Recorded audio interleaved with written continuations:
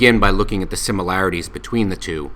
Both have large, rectangular pishtak entrances, the tops of which break above the rest of the facade. They frame pointed arch Iwan niches. You can see this pishtak Iwan combination repeated through both facades. There's a clear prototype for this arrangement in the Timurid Madrasa of Ulugh Beg in Samarkand, Uzbekistan. Both have large bulbous domes that rise above the tomb at the center.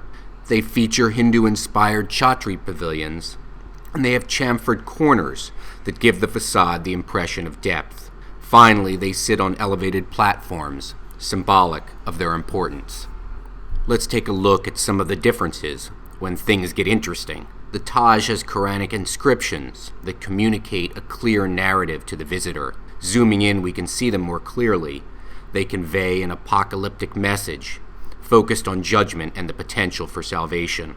Another difference is the color scheme. In Humayun's tomb, white marble was used exclusively to highlight key features, while at the Taj, the entire tomb is white. The facade of Humayun's tomb undulates as the octagonal wings flanking the entrance project forward. These projections are eliminated at the Taj.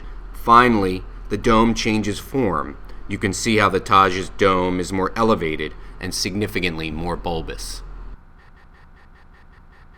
Both tombs employ what is called a ninefold plan, in which 8 rooms surround a central one. The tomb sits at the absolute center. In both, the rooms are octagonal. The octagon, representative of a middle state between square, symbolic of the human world, and circle, symbolic of the divine world, was used to designate sacred areas.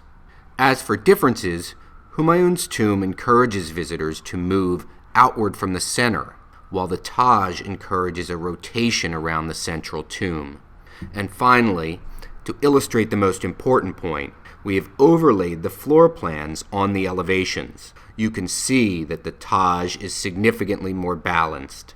It is a perfect cube with a 1-to-1 ratio between plan and elevation.